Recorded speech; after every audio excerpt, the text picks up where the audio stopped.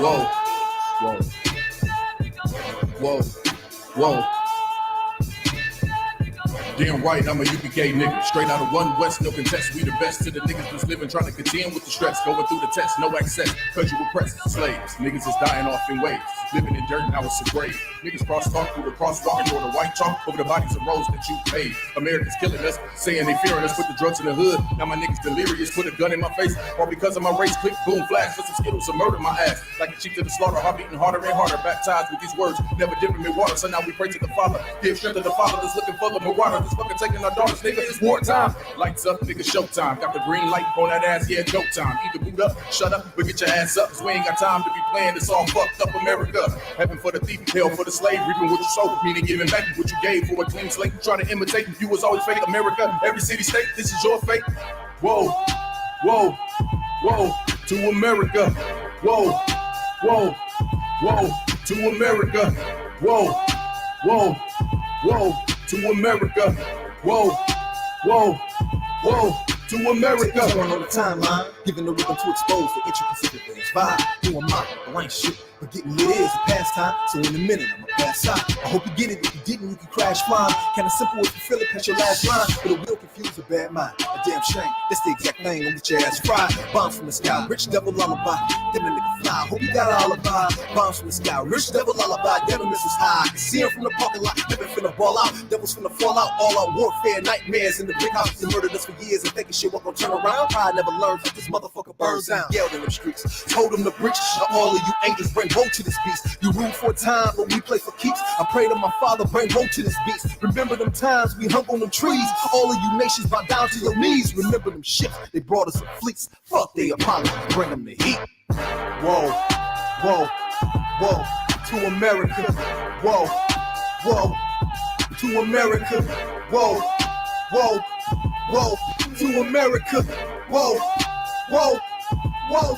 To America. God is going to destroy this empire, man. You about to see famine in this place. You think them fires in California is bad? That's just the beginning of what the Lord is about to do. Because you've been evil to the Lord's people. You've been wicked to the Most High's children, man. You've been destructive to the 12 tribes of Israel. Let me tell you something, black man.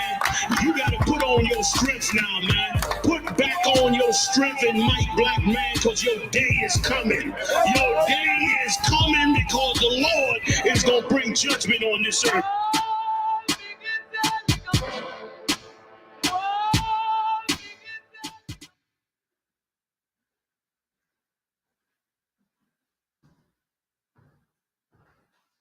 Are you learning HTML and CSS? And more importantly, are you interested in earning money using those both skills? The best way to earn a full-time income using HTML is not.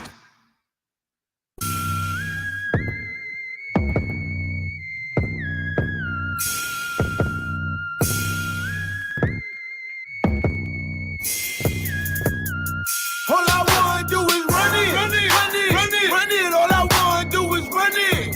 Get the money, tell her run it, run it, run it, run it, run it. Ain't no problem if you want it. All my niggas 100. All I wanna do is run it, run it, run it, run it, run it. All I wanna do is run it. Get the money, tell her run it, run it, run it, run it, run it. Ain't no problem if you want it. All my niggas 100. All I wanna do is run it. Ain't a fit, it's about to be a KO. Gotta build this nation, gotta stack a couple pesos. I'm about to paint a picture, gotta lay on. Already turned up, took a shot at Portaleo. Shorty say I'm the realest that she saw. I'm just trying to run it like I'm running from the law. Cause you know I gotta get it for my children. UPK, bitch, we in the field. Okay, I think it's time to level up. Them niggas ain't special, bro. Them niggas just regular. Me, I'm a heavyweight, trying to run in every state. Lot of soldiers, whole lot of rank. Watch me regulate. You know we taking route, plus we ain't playing route.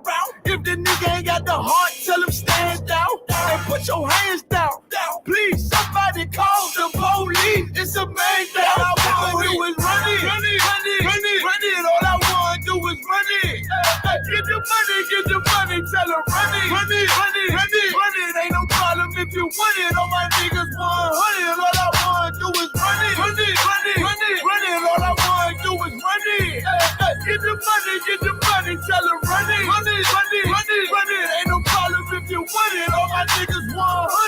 I ever did was running. This one West, all of these ignorant fools are dummies. Get the fuck with all of that fake shit in that front. Got a heater like it's 100 bullets bouncing off of the drum like a punch. Pump my gas, smashing this rubber. Gun sound like a stutter. You knew it, the bitch a hoe, and you still had to go cover. Sellouts and undercovers, don't fuck with you fag fuckers. Got shooters flanked by the double. Look up, splash brothers, swoosh. Now she knowing my name while I'm stacking my change. Never package that cocaine, cause I don't touch it. Smooth. Most of my people gone insane, but I'm focused on making change. You a brother, so nigga, I won't fuck her. Better choose wiser. This shit look like MacGyver made these new visors. True scholars with this knowledge, yeah, my crew lava. You stuck on popping collars with your new dollars. I'm just trying to separate like I got two islands. Run it, all I wanna do is run it. Get the money, tell her run it, ain't no problem if you want it. All my niggas 100, all I wanna do is run it, all I wanna do is run it. Get the money, tell her run it, ain't no problem if you want it. All my niggas 100, all I wanna do is run it.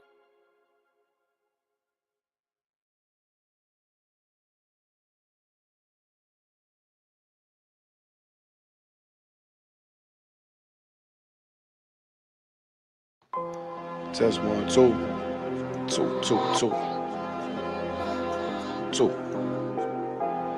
All I ever wanted was to be a gangster. All I ever wanted was to be a gangster. The Lord said, confession good for the soul. So right now, all I ever wanted was to be a gangster. Little did I know I was in danger. Decisions that I made provoked the Lord's anger. Prayed to him all the time and I was just a stranger. All I ever wanted was to be a gangster. Little did I know I was in danger. Decisions that I made provoked the Lord's anger. Prayed to him all the time and I was just a stranger. All I wanted was to be a gangster. And shot call. To be known with them niggas letting shots off. Either that or the right hand to the top dog. Funny how we see vanity, not the lives lost. Can't be focused on a life that's hopeless. Out there pumping, not knowing the Lord will kill you for that hocus pocus. Used to roll with niggas that cook dope with weaponry. Same ones claim they love you. I had your life in jeopardy. And I know my mother wants success with me. But that G should take a girl straight to ecstasy. Remember running with bruh, even though we did the wrong thing. My life would been a lot different if I fell up under Rob's wing. Was too sincere for a wicked game. Shame the Lord's name. Now we afflicted with pain. All I ever wanted was to be respected by stand-up niggas. Not knowing that them handcuffs custom made the face. All I ever wanted was to be a gangster. Little did I know I was in danger. Decisions that I made provoked the Lord's anger. Prayed to him all the time and I was just a stranger. All I ever wanted was to be a gangster. Little did I know I was in danger. Decisions that I made provoked the Lord's anger. Prayed to him all the time and I was just a stranger. All I wanted was to be a gangster. I ain't lying, I was close to dying. Knew I wanted to live, but I wasn't trying. I was defiant, not knowing that this ain't how we live. This just how they design it. Cause when you in them streets, you get more endemic. They don't tell you gonna be on papers and no restrictions. My father said a hard head to make a soft ass. I didn't care, I wanted fear when I walked past. In a place where a black man's blood is cheap. I thank the Lord for the day I was on Lake Street. Pissing in the cup, back and forth to court. Found the DC school, I swear it felt like I cried on that fucking porch. The Lord said, my sheep, they ain't hear my voice. Asked me why I'm UPK, I told them I ain't have a choice. They said God ain't 50-50 and what's gonna come to pass. The Lord called me out the world and that's not really fast. All I ever wanted was to be a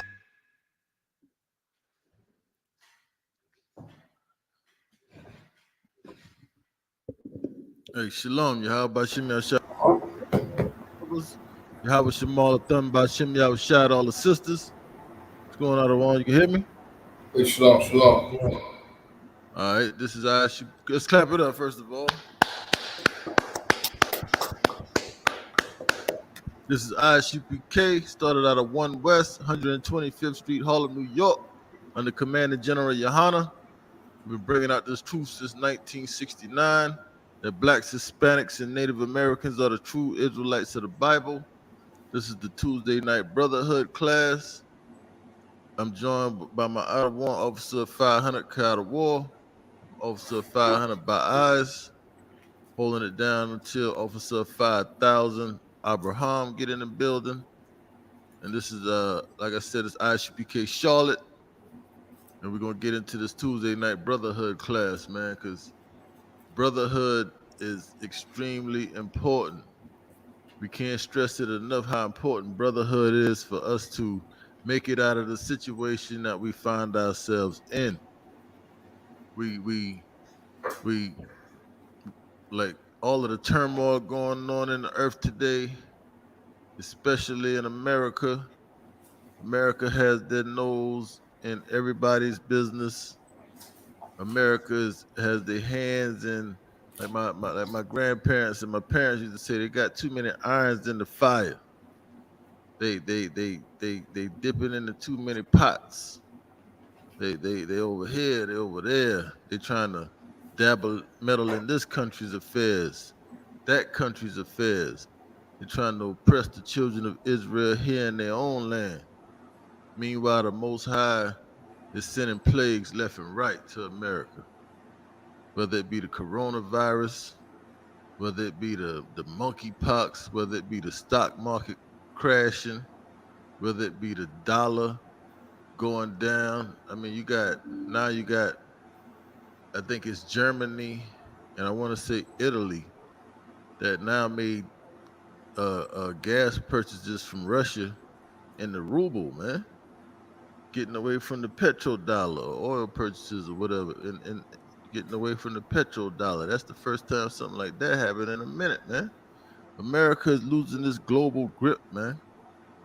And it's because the Most High has had it up to here, man. He's fed up with America's nonsense, man. Her sins have reached up into heaven, man. And that's why it's important for us to come together in brotherhood as blacks, Hispanics, and Native Americans so that we can show the Most High that we're coming back to him so he can continue to destroy this place as he builds us up. And if you could, sir, let me get Zephaniah chapter 2, verse 1. We're never gonna stop with Zephaniah chapter 2, verse 1, because it exudes, it makes brotherhood live, man. Read. It's the book of Zephaniah, chapter 2, verse 1. Gather yourselves together. Yeah, gather together. That's right. Gather yourselves together. Yea, gather together, man. Like, that's the key. It wouldn't be saying, the Lord wouldn't be telling us to gather together if we were already together. That's an order. That's something that we need to do, man. When you look at the Asian community, they don't have to be told to gather together. When you look at the Arab community, they don't have to be told to gather together. When you look at them Hamites when they come over here, they don't have to be told to gather together. They might have their little different subgroups within the collective, but for the most part, they have each other's backs, man. They know that they must stick together in order to make it in this place. That's not their homeland. They might have beefs and different things in their own countries, but when they come over here, they know they gotta be together in order to make it, man. They know they gotta work together because they know the system is. This is not their homeland, their native nation. So in order for them to make it, they gotta pool their resources. They gotta be on one accord and one mindset. and put their people first. Give all their love to their people first. Hire their people first. In most cases, hire their people only, as they set up businesses in our neighborhoods as Blacks, Hispanics, and Native Indians, man. But we, as Blacks, Hispanics, and Native Americans, the true Jews of the Bible, we all over the place. We trying to join with everybody. So the Lord is telling us what? Gather yourselves together. Yeah, gather together. Old nation not desired. Yeah, man, old nation not desired, man. We are not desired in this place. And the quicker we figure this out, the quicker we'll be able to fix it, man. And by fix it, I mean come together and be our own solution with the Most High, because that's the only way that we're gonna have a solution, if it's with the Most High. The Most High turned his back on us and have us in this situation that we in now. But now he's trying to bring us up out of this. That's why he's telling us to gather yourselves together. And he's letting you know it's Blacks, Hispanics, and Native Americans who he's talking to, because he said, old nation not desired.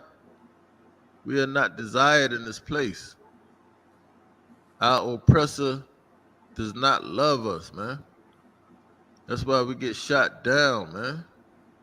That's why our Hispanic babies, our Northern Kingdom babies, man, our Isupk babies going to a school to learn, and a shooter comes into the classroom, and the police stand outside the door while they're being murdered. They stand right outside the door for 77 minutes and do nothing, man. That's what it means to be not desired. When we gotta deal with homelessness, hunger, mass incarceration, that's what it means to be not desired. When we live in the ghettos, the barrios, the reservation, that's what it means to be not desired, man. So we gotta start desiring ourselves. We gotta want to come back to the Most High. We gotta say we've had enough of this condition that we've been living in. We had enough of being slaves, man. That's what we are in this place. And a slave is not desired, man. We are only desired to do the labor and the serve this kingdom in the capacity of the servant, the slave, man. Like the commercials say, America runs on Dunkin'. Nah, man, America runs on Blacks, Hispanics, and Native Americans, man. Right. We provide all of the back-breaking blood and sweat equity in this place to make this thing run, man. But for that, what do we get? Read it again. It's the book of Zephaniah, chapter 2 and verse 1. Gather yourselves together. Yeah, gather together. Old nation not desired. Old nation not desired, man. So for all of that blood, sweat, and tears we put into this place, our reward is to be not desired, man. Read. Verse 2. Before the decree bring forth, before the day pass as the child. Before the decree bring forth, man. The decree is a judgment from the Most High. It's when he pronounces judgment. And before this decree bring forth, before this judgment goes forth, then what? Read on.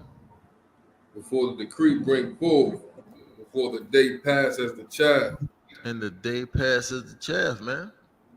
When that decree bring forth, if the Most High has determined that your time is up, your day is going to pass as the chaff, man. It's going to be over. Just like that, man. Real quick. You can be here today and gone today, man. They like to say you can be here today and gone tomorrow. But you can be here today and gone today, man. Real quick. Just like that. And and you can't outsmart the Most High. You can't escape the judgment when the Most High has you in his crosshairs, man. It doesn't work like that. The Most High don't miss, man. You don't miss. And before that decree bring forth and the day passes the chaff, we need to gather ourselves together. We need to separate ourselves from America, man. So we don't be partakers of his sins, man, and receive none of these plagues, which is that decree that goes forth. We don't want to be in the grocery store shopping and a Peyton Gendron comes in and shoots us down, man. We don't want that to happen to us. We don't want to be the victims of some cop who has a vigilante complex and just want to kill a black man. Right. Like if I heard somebody say if the cops wanted or if the parents in Uvalde, Texas wanted the cops to go in and kill that shooter, then they should have told him it was an unarmed black man in there with a cell phone, man. If an unarmed black man was in there waving a cell phone around, they would have came right in and shot him dead, man, with the quickness, man. Right. But of course, the cops are cowards, man. They're here to oppress us, not to protect and serve us, because we are that nation that's not desired, man. Matter of fact, drop that. Let me get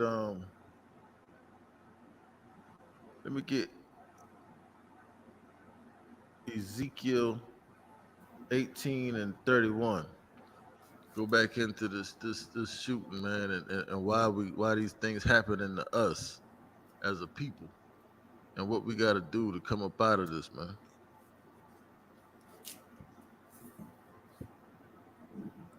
This is the book of Ezekiel, chapter 18, and verse 31. Cast away from you all your transgressions. Yeah, man. All that evil and wickedness, all of that law breaking, all of that sinning that we doing, man. We gotta cast away that from us, man. Far from us, man. Everything that America holds dear is against the Most High, man. We gotta cast that away. Like, how many of our people were celebrating Memorial Day on yesterday? Right. How many of our people were on the grill barbecuing a side of pork, a whole hog on the pit the night before, man? How many people had Boston butts sitting on the smoker, man, with all kind of pork sausages on the grill and pork hot dogs and hamburger meat with pork mixed in it, man? Right. It's ridiculous, man, that we can't turn down something that, is against the Most High just because the Most High said not to do it, man. But even in our ignorance, we did it, right? But some of us love it, man. We love it. But we don't love the Most High enough to put it down, man. We don't love the Most High enough to say, you know what? As good as this pork tastes to me, I done been eating it for 40 years, 30 years, 50 years, 60 years. I can go the rest of my life without it, man. I done been celebrating my birthday and getting birthday parties for 40 years, man. So what if I don't have another birthday party, man? Right. I done celebrated Christmas all my life. I've had enough, man. Everything can get old to us, man, except for sin, right? Sin can't get too old for us. But the Lord is telling us to do what? Cast away from you all your transgressions.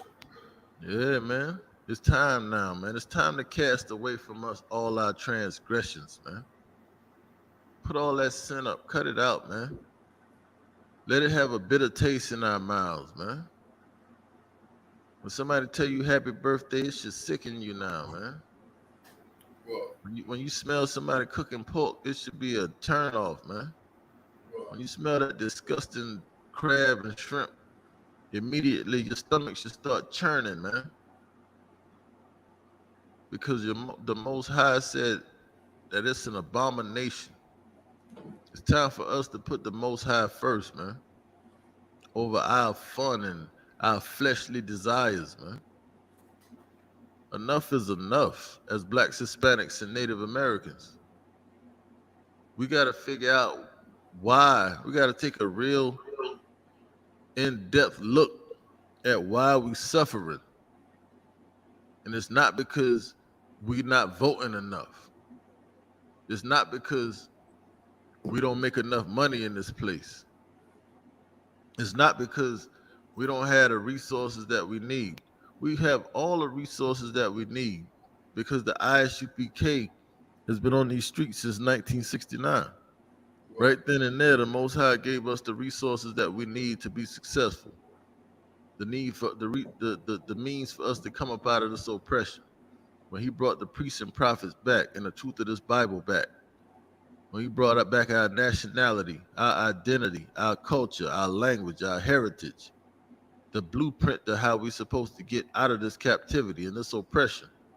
That's all we need. But yet and still, we want to give it up so that we can celebrate Christmas, so that we can go to the barbecue for Memorial Day, man, so that we can go to the strip club and turn up and make whores of the daughters of Zion, man.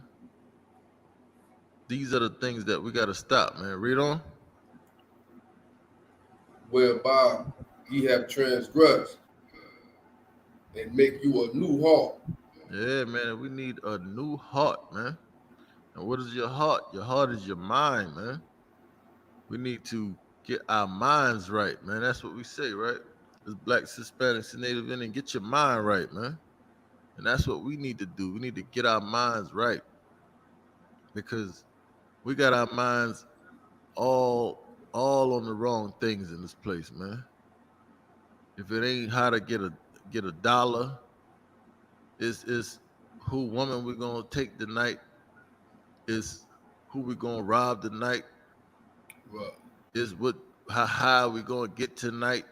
Right. Our mind is dirty in this place, man. And then we got family members when we come into Isupk, we got family members who say, man, y'all in a cult. They brainwashing y'all. You damn right they brainwashing us, man, because our minds were filthy in this place. Our minds needed to be washed, man. Washed with the word, man. Right.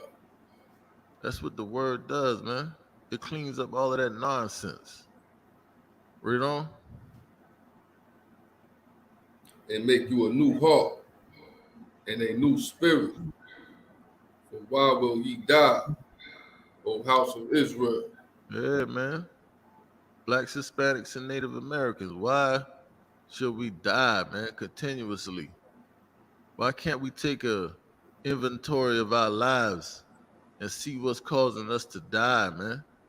See what's causing us to suffer in this place and make the proper changes to correct it, man. Make the corrections. We continue to go in that Christian church and devote all of our heart and spirit and energy into that place and walk out and continue to die, man. But we don't look at the example of the Isupk. Our brothers and sisters who come in here, man, our lives are changed for the better.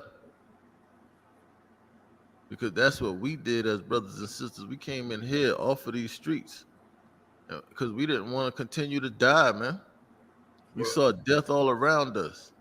At every turn, man, we saw brothers getting locked up. And we know that one day it was going to be our turn, man. And we said, nah, man, we didn't want that for us. We didn't want that for our brothers, sisters. We don't want that for our families. We don't want to leave that legacy for our children, our sons, our daughters. So that's why we say, why should we die, man? And we made the necessary changes. If you could, let me get Deuteronomy 30 and 15.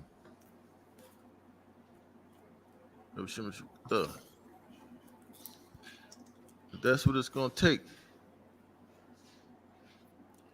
This is the book of Deuteronomy, chapter 30, say 15.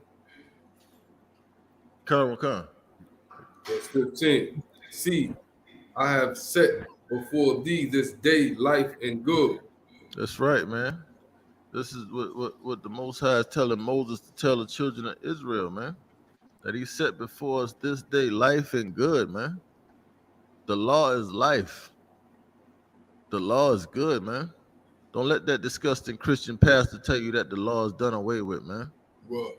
And that we don't have to live by this anymore, man. He's telling you to choose death, man. He's telling you that life is not good, man. That we shouldn't want to live if you want to turn away from the law. Read on.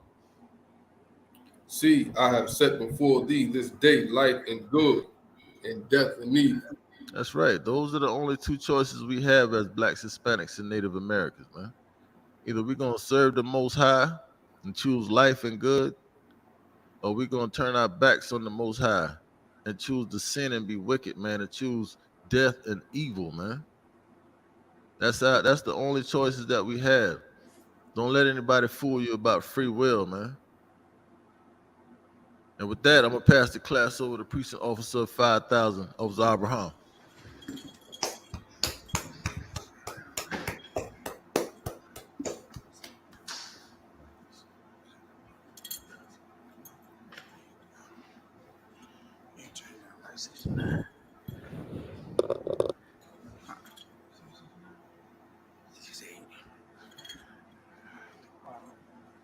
All right.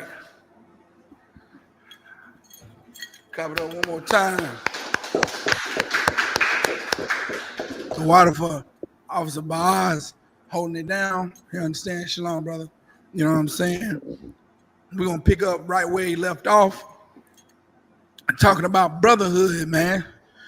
This is the Tuesday Brotherhood class. Any questions on brotherhood? Any questions on how we are to join together? How we are to come together as a nation? You type them in the chat, and we're gonna get them answered. You know what I'm saying?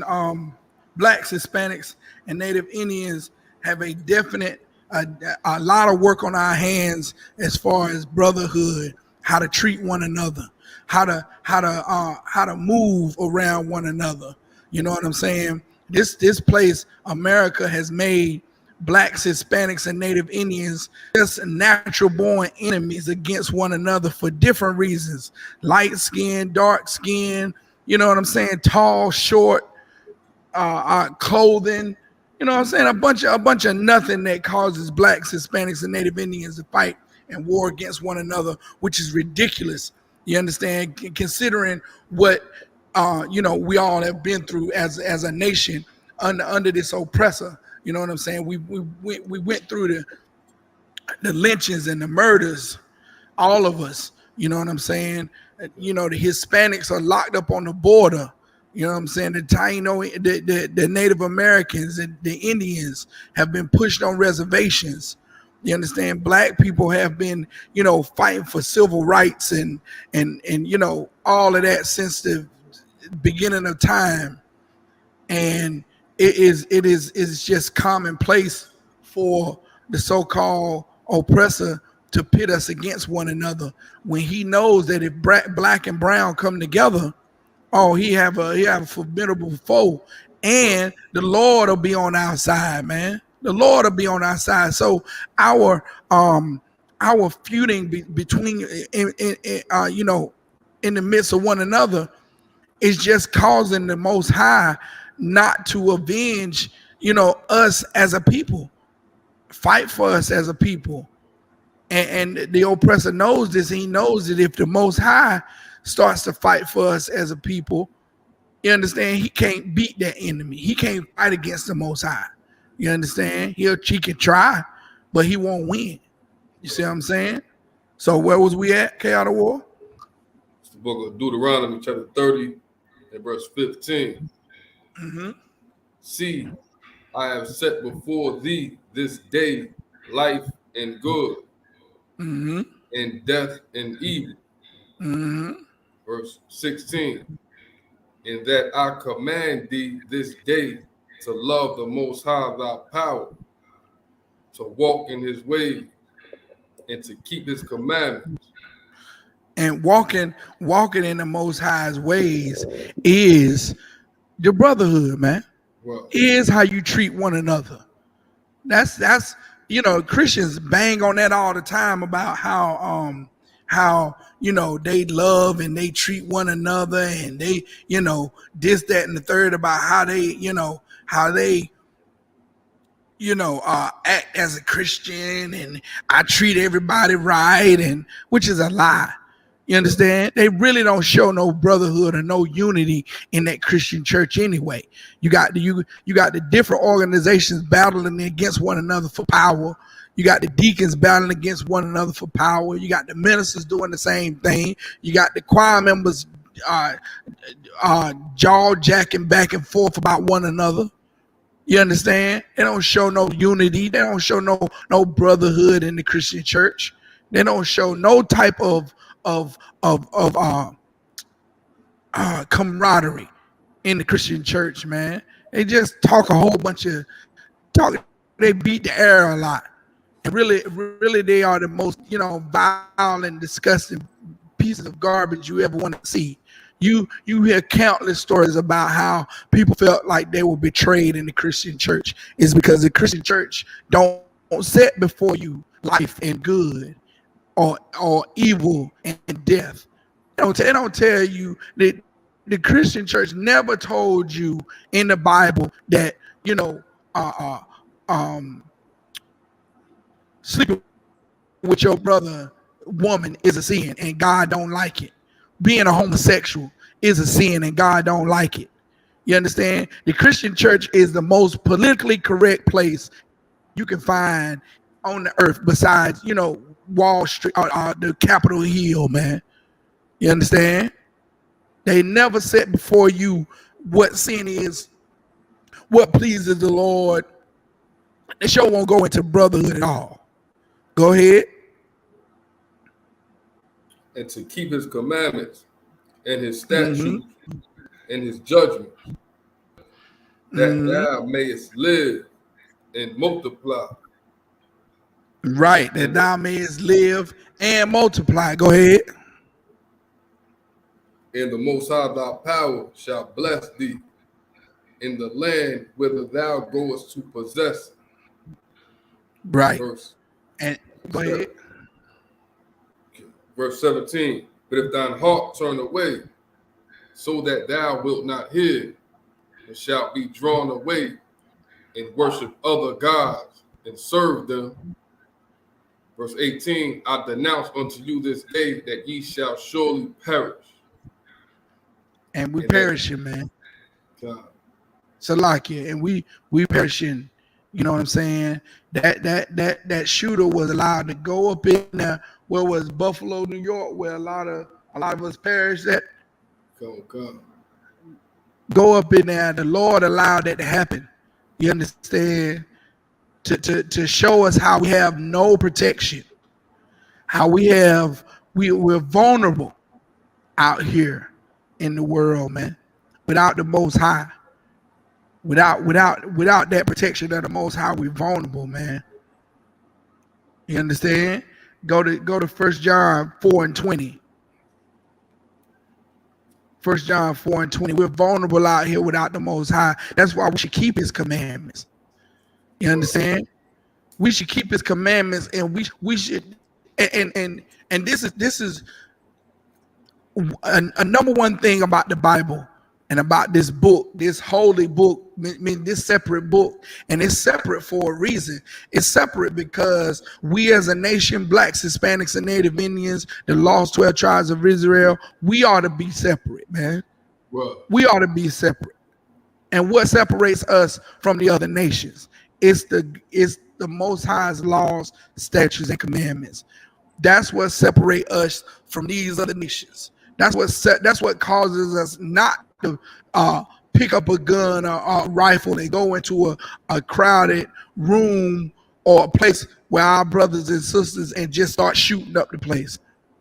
You notice that it's not in our nature to be a mass murderer. That's why you don't have, that's why you don't have Dylan Storm roofs amongst the Black, Hispanic, and Native Indian community. You very rarely have that. That's why that shooting in Texas, that's a rarity, man. That is a rarity. And it's crimes that happen here in America that you automatically think, oh yeah, that was the oppressor right there. Yeah. Then when it comes out that oh it was one of us, you be like, oh man, oh wow, that's shocking. And we are the most oppressed people on the planet. Like, if anybody was gonna spaz out and just blow up the whole spot, it's blacks, Hispanics, and Native Indians, man. We suffer this place every day. But it's only in the oppressor's nature to go out and commit murder because things don't go their way. You know what I'm saying? Something happened that's not, conducive to their lifestyle or the way they want to live. Something happens that makes them sad. You understand? Only the oppressor will lash out and go get a rifle and start to kill innocent people for the anger that they have towards someone else. You understand? Go ahead and read that for me, officer. So like, go ahead. So like, if I can say one thing real fast. Yeah, go ahead, brother. Add to what you were saying, so heavy in this that like our people, we like the worst criminals ever. We like the worst killers ever. And we go to shoot somebody, we go shoot everybody except the ones we was trying to hit. You know what I mean? Like Nick, we the one that come up with a drive-by. Right. You gonna shoot a steel target from a moving vehicle? Like what? Like it's snipers. It's snipers in Esau's military that was considered that a failed mission from the beginning. N.W.O. Yeah. You moving, the shooter's moving, the target is stationary. What's the odds of you hitting your target? Oh, it ups it by so many things. Yeah. You know what I'm saying? Like if you stationary as the shooter and your target is moving, then that adds a level of difficulty as well. So even in Esau's military, you have top snipers that they send out to shoot a moving target. Right. You understand? Now you very rarely see a sniper that got a higher percentage kill rate, and he's the one moving. He has a sniper is doing a shooter in the Esau military. He doing everything he can to slow his movement, to stop his movement, so that shot can be on target. He take tryptophan. He take a pill that slows his breathing down so he can shoot that moving target. It's called tryptophan. Look it up. Look it up, man. They take a pill and make them slow themselves down to where their heart beat, 2 times a minute, so they can shoot a moving target. And we as blacks, Hispanics, and Native Indians pick up a sprayer, they call them street sweepers. Right. You understand? And we'll go and shoot up the whole picnic. Right. Hit everybody there but Tukey. Tukey the one we hit the, you know what I'm saying? You ever heard somebody say they can't hit the broadside of a barn? That's black people. This is a black man right here. Yeah. Come on, man. Stop it with this, man. And it's funny, but how many people have died innocently over some of this? When really all it really is about is somebody making somebody mad. Oh, somebody got into a fight and got beat up. Now they embarrassed. Now they want to come back, shoot up everybody. Right. You understand? That's what the oppressor, he thrives off of that. Because if we can keep our mind fighting each other, then we won't focus. The water. We won't focus on the gentrification of the hood. We won't focus on the rezoning of the schools. You understand? We won't focus on the little subtle things that the oppressor does to keep us on the bottom economically. and systematically. We won't focus on those things. We'll keep fighting each other. We'll keep trying to blow each other up in the hood. Right. You understand? You got anything to say, Carter? Nah, that's it. So it's a lot. No sweat. Where we at? First John, right? Comes the book of 1 John, chapter 4, and verse 20. Mm-hmm. If a man say, I love the Most High, and hateth his brother, he is a liar. For he that loveth not his brother, whom he hath seen, how can he love the Most High, whom he hath not seen? So how can the Christian church say they love their brother? How can the Christian church say they love everybody? How can a Christian say they love everybody when you can't come into the church unless you got, $100? You can't come into the church unless you got the big bills on. You understand? The Christian church won't even let you come in there unless you got on a suit. You can't come in there bummy and dirty. Because the Christian church believe that he ain't saved unless he got a suit on. He ain't saved unless he got a nice tailored suit and drive a nice car. You understand? Like this prosperity now when I was little, it used to be about making a person feel guilty on the whatever the Christian church thought was wrong. Like, using profanity, drinking alcohol, going to the juke joint. Going to the juke joint was when I was little was that's all. That was why you was going to hell right there. Is because you going down the woods, you going in the back of Joseph house, back down the dirt path, and down at the juke joint, and you dancing the night away, and that's where they get off saying you wearing the same dress that you come in the club with, because that's a lot of times that's the only dress these sisters had was the church dress. So they'll put on that church dress and tie it up on the end of it, make it look like it's got a little knot in it or something, flip it up around the edges or do something to it to make it look different. And they'll go to the club in that same dress. They'll flan it out the next morning and wear that same dress to the church. You understand? So that when I was coming up, that's what it was.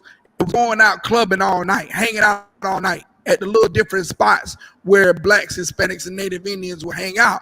And that was what sin was, because the Christian pastor couldn't get them, a lot of people in the church Sunday morning, because they partied all night and they was hungover Sunday morning. So of course, the sin to get you in the Christian church was to say, you done this, and you done partied all night, and you going to hell, and make you feel guilty. So then you come in the Christian church Sunday morning and give them all your money going, I'm sorry, here, take my money, Lord, please give me. And that was the thing, N.W.O. Now, it's this prosperity doctrine. Now it's this, you got to cut off people out your life because they hindering you. They hindering your blessing. They stopping your blessing. Ain't no what you're doing wrong no more. That ain't it. It's just different stuff in your life that's stopping your new house, stopping your new car. You don't pray enough, so you can't get that new car. You don't give enough in the offering, so you can't get that new house, that new husband. You gotta give your way. You gotta give and give. That's what's now is you gotta give your way into your blessing. You gotta see your way into your blessing now, N.W.O. It ain't about the juke joint no more, because pastor don't care about that now. He don't. That ain't the thing. That's not the thing anymore. Because so many people have found so many alternative ways. There's so many alternative ways to have a party or have a get together. That the clubbers are now they club, but they still still get up for Sunday morning service. They know that they say they put God first, and so they so good at living a double life now that they'll go out and party and still be up bright and early Sunday morning and then go party Sunday night. Right. So look, so that whole approach about, you know, going to the juke joint and sinning, that don't work no more. So now it's about prosperity. It's about, if you give and give and give and give, you can give your way out of your situation. And that's the approach the Christian pastor using now. So now, how can Christians say they love everybody? You know what I'm saying? When it's all about the way you look. Christianity is about presentation. It's really not about, you know, pleasing the Lord. It's about presentation. That's why the pastor gotta have a Mercedes Benz. That's why he gotta have the tailored suit, so he can look important, so he can look, you know, prosperous. He come in and act and say he love everybody, but really he don't love nothing but money. Right. You understand? And the scripture say you gotta love, you know, you gotta love the Most High, and the way you love the Most High is you love your brother. Right. Read it from the top again, Cattle War, if you could. Comes the book of 1 John, chapter 4, and verse 20. If a man say, I love the Most High, and hateth his brother, he is a liar. For he that loveth not his brother, whom he hath seen, how can he love the Most High, whom he hath not seen? That's the end of verse 21? Verse 21. Okay. And this commandment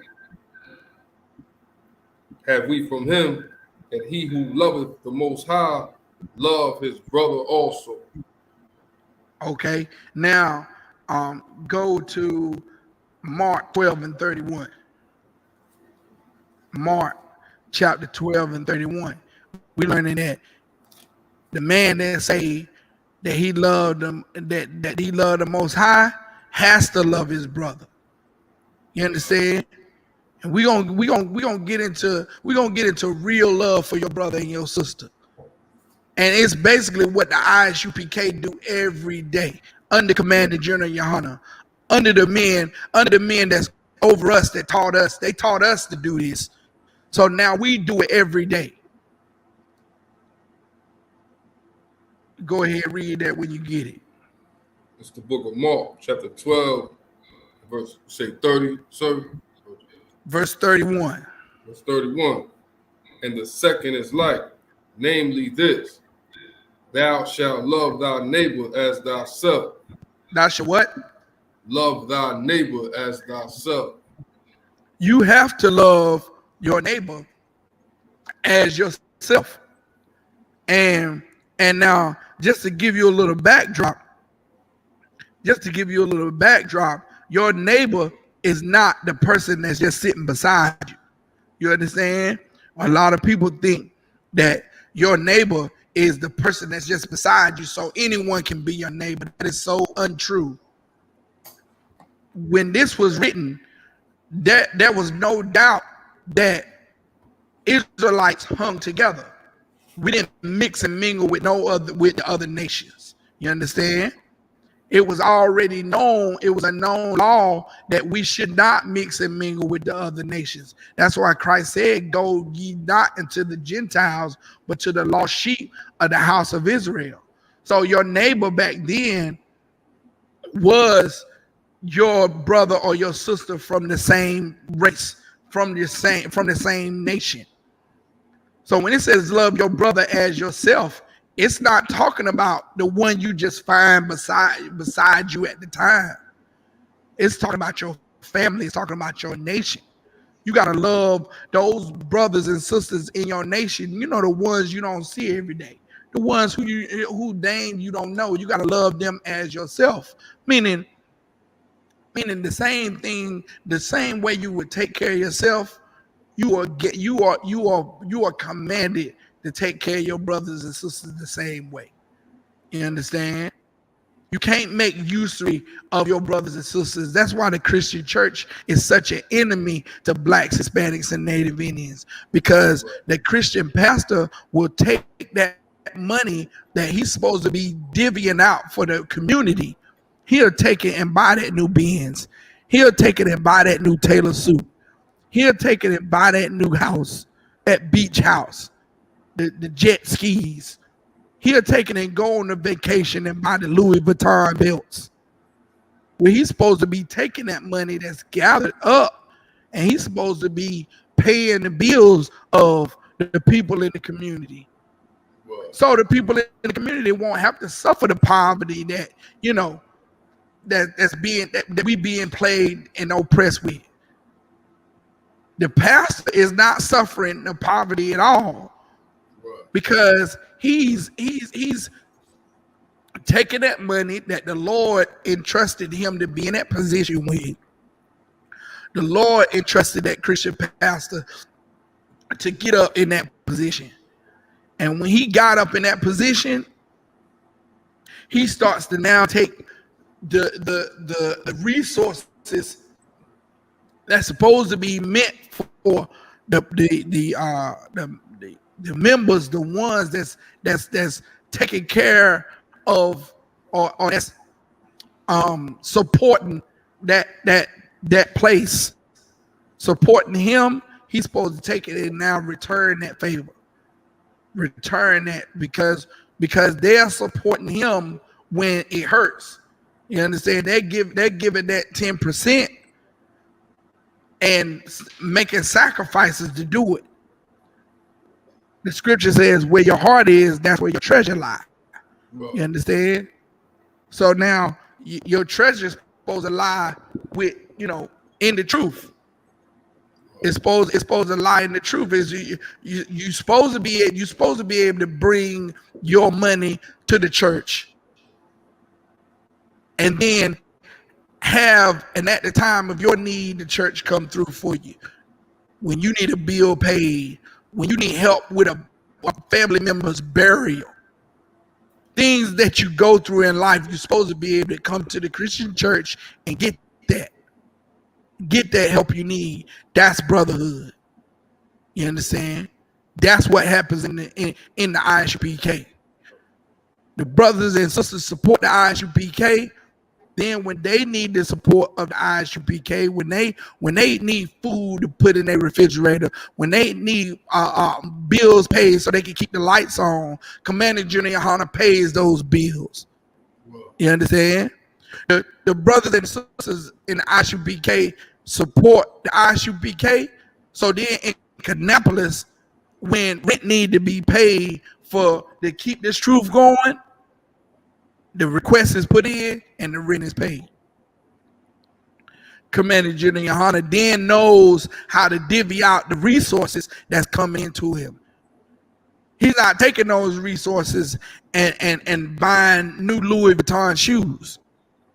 Wow. He's not taking those resources and then going to get the new Mercedes Benz or the new G5 jet so he can fly all over everywhere, so he can so he can show up in Trinidad and Tobago on the private jet. You understand? You know, we got schools. We got school in the West Indies. You understand?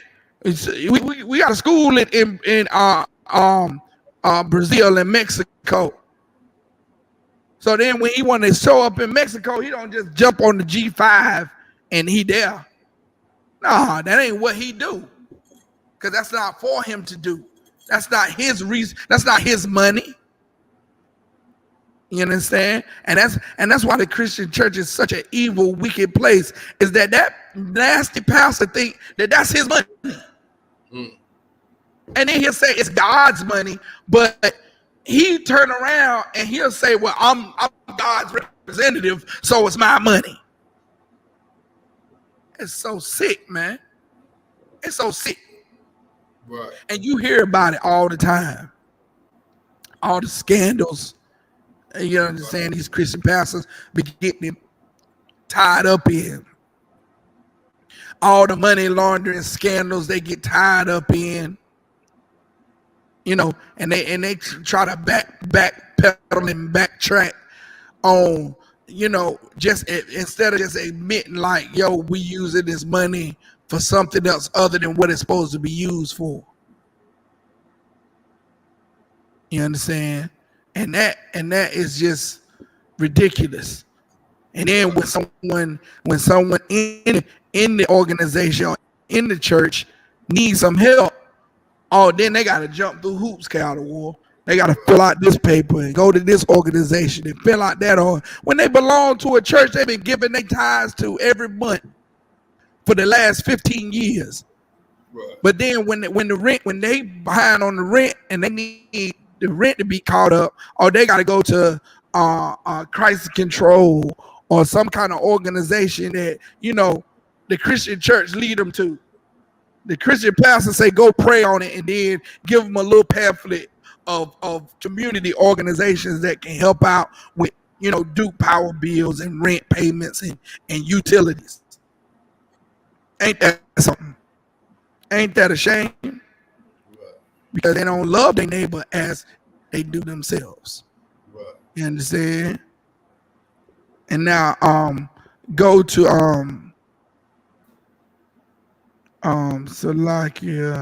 go to Leviticus 19 and 17 so we can make sure we get that our neighbor is the one of our race.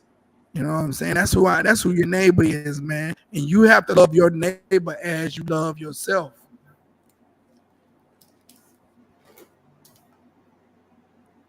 This is the book of Leviticus, chapter 19 and verse 17. Thou shalt not hate thy brother in thine heart. Thou shalt in any wise rebuke thy neighbor. What? Read that sentence again. Thou shalt in any wise rebuke thy neighbor. Nah, Salakia. Read it from the top again, Salakia. Book of Leviticus, chapter 19, verse 17. Thou shalt not hate thy brother in thine heart. Thou shalt not hate thy brother in thy heart. Go ahead. Thou shalt in any wise rebuke thy neighbor. He used another word for thy brother. Right. Thou shalt not in any wise rebuke thy neighbor. You understand? That's who your brother is. Your brother is your neighbor. Your neighbor is your brother. You understand? It says it right here in the Old Testament. And those people in the Old Testament knew that their brother was their neighbor, or their neighbor was their brother. It had nothing to do with who they were standing beside at any particular given moment in time. You understand? And for that case, that means your neighbor was changing all the time. Because right now I may find myself beside N.W.O, then I may find myself standing beside a puppy. Is the puppy my neighbor? Sure. Don't be, you know what I'm saying? We so obtuse, and that's how we have to. That's the lack of knowledge that we have in the world, not in the Isupk though, because in the Isupk we know that who our brother is. You understand? We know our brother. We know our neighbor is our brother, the one of our same race, because we know these scriptures. You understand? We don't think that our neighbor is the person that we're standing beside, because you could be standing beside a murderer. You standing beside Dylan Storm Roof, and that's not your neighbor. You be standing beside a child molester. That's not your neighbor. You got to be able to define what a neighbor is, and it has to be concrete. It can't be changing every 5 seconds. When you move into a house, your neighbor is the house beside of you. You understand? Even though the residents of that house may change, you understand? That's in your neighborhood. That's the house beside you. Well, according to these scriptures, your neighbor is the one of your family, your brother. You understand? It's not just anybody. Right. It can't just be anybody. You know what I'm saying? So now let's go back to the New Testament. Let's go to Matthew 5:22.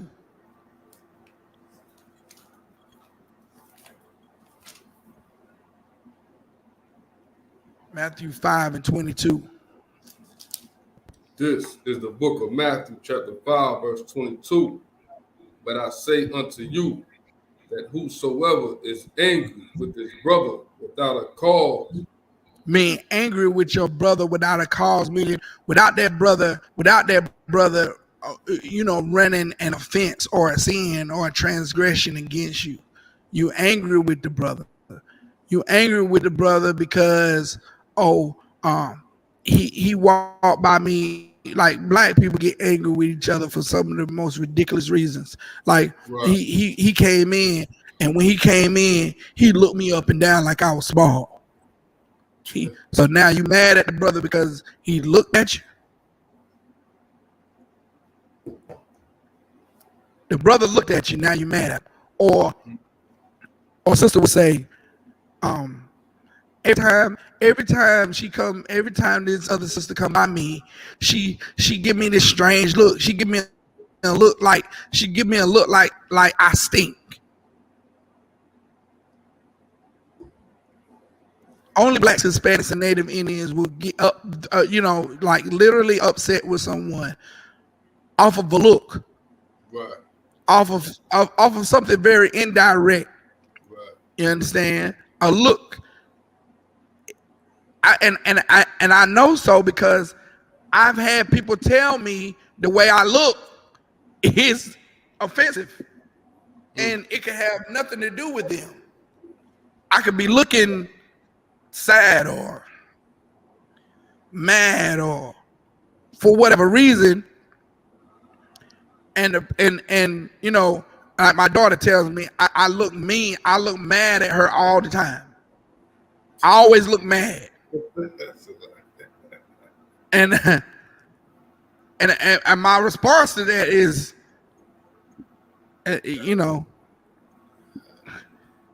it's just what it is, kind of what, like, who knows? Like I don't know. What's wrong with you? I don't know. Why you look mad? You mad at me? Oh, you mad at me? No, I Salakia. You understand? But you just take that and just multiply it to people that don't even know each other. That's our nation. That's our nation in a nutshell, man. And the ISUPK always promotes what you can prove. Prove what you say. It's in the scriptures. If a person has a problem with another person, there must be a reason. And that's why these laws are in place to give us a reason to justify being upset or justify being angry with the person. You understand? It must be a reason why you're angry with this person, and the law is what that is. The law puts in place, like, you can be upset. You have a right to be upset with this person for this. You understand? For this reason here, or for this transgression, you have a right to be upset. And then I'm gonna show you. I'm gonna pull this 1 second. 1 second.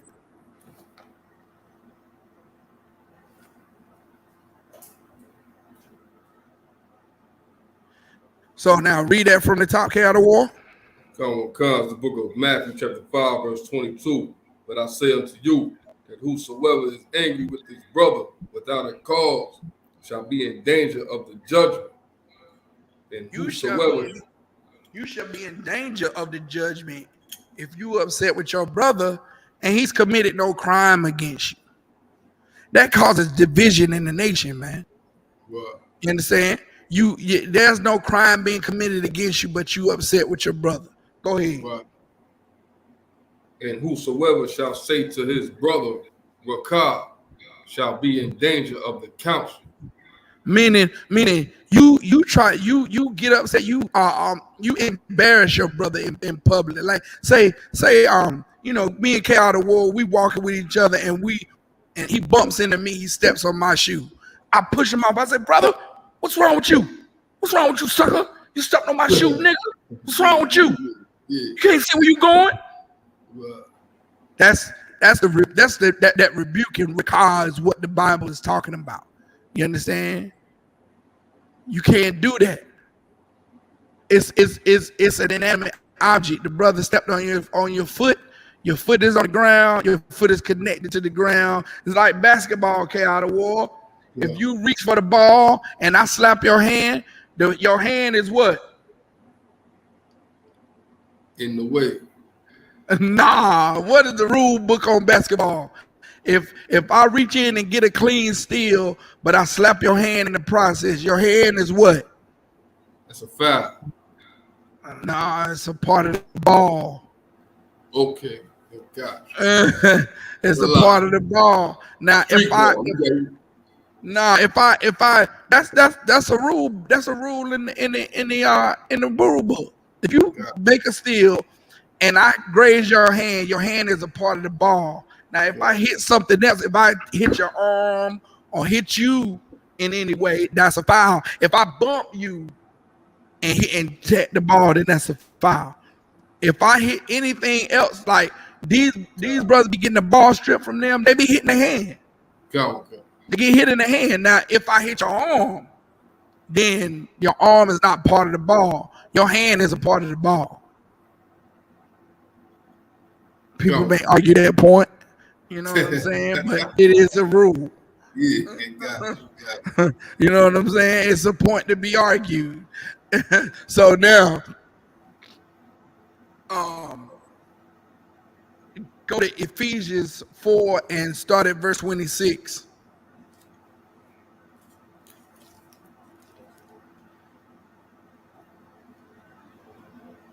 Ephesians 4 and verse 26.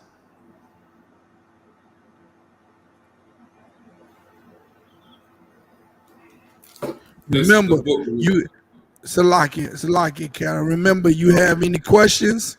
Type them in the chat. You know what I'm saying? We can get no questions answered. Salaki, go ahead, N.W.O. This is the book of Ephesians, chapter 4 and verse 26. Be ye angry and sin not. That's it. You can be angry, but you being angry, you understand, you can't sin. Although you may be angry, that doesn't give you a license to sin. You understand? We as you know, people are human beings. There are things that are going to make us upset. We have emotions. The Lord has emotions. Things make the Lord angry. But in being angry, we're still commanded not to sin, not to trespass that brother, not to transgress that brother or transgress that sister.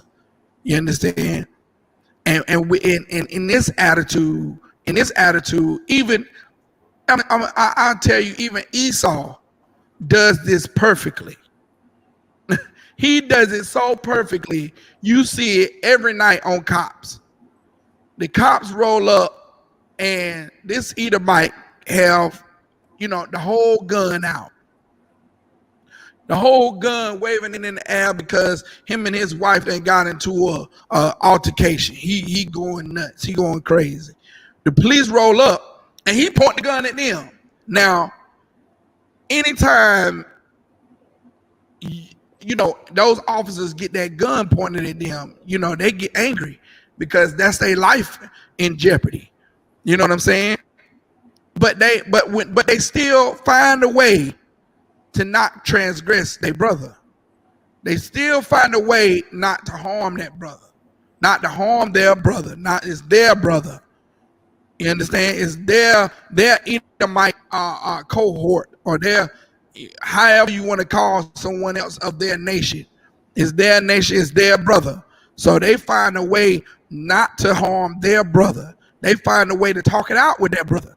They find a way, just like General Muhammad was bringing it out in the class. Like when there's an armed Caucasian, that's when the cops want to talk it out. The cops want to talk it out. They want to reason. They want to come to a conclusion. They want to, use every means necessary. They send it in the negotiator, all that. Right. So they won't transgress their brother. They know what unity is. They understand what brotherhood is. They really do. They really understand. Even the murderer on the earth understands what brotherhood means and and how important it is to have brotherhood. Now, we, on the other hand, we got the book. We got the laws, statutes, and commandments. The so-called Caucasian man, the oppressor, wasn't given these laws. Right. He wasn't given the law to not transgress his brother. So now look how efficient he's become at not transgressing his brother. You have a live active shooter that's exhibited that he will pull the trigger. And they still talk him. They can talk him down. In some cases, in some dinner store on roof, they can talk him down. They could get him to relinquish his weapon so they can take him in custody without any further violence, without any violence against a police officer, without any violence against him. Right. You understand? Without any violence against any of their family. And Salaki. Go ahead.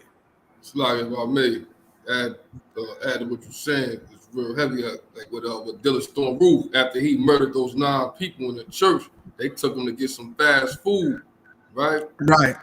And I remember being a youngin'. I didn't murder anybody, but I was slammed up against the damn hood of a police car, and all my peers too. I got a bunch of shit. We didn't get McDonald's, and we didn't hurt no damn body. Right, this man, he done murdered. And N.W.O, even when you got slammed up against the car, you were suspected of breaking the law, right? Come on. You were suspected of breaking the law, just like I was. You understand? I wasn't caught breaking the law, but when they got a hold of me, Carol, they did me the same way. Threw me up against the car and put my hands all the way behind my back, and I realized my arms don't go back that far.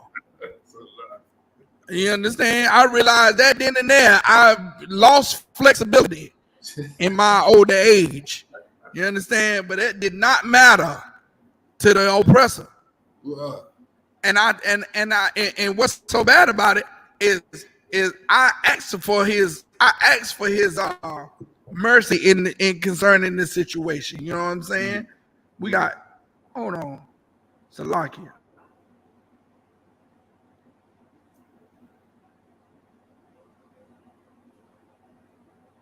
Okay. Salakia, I asked for, consideration in this situation.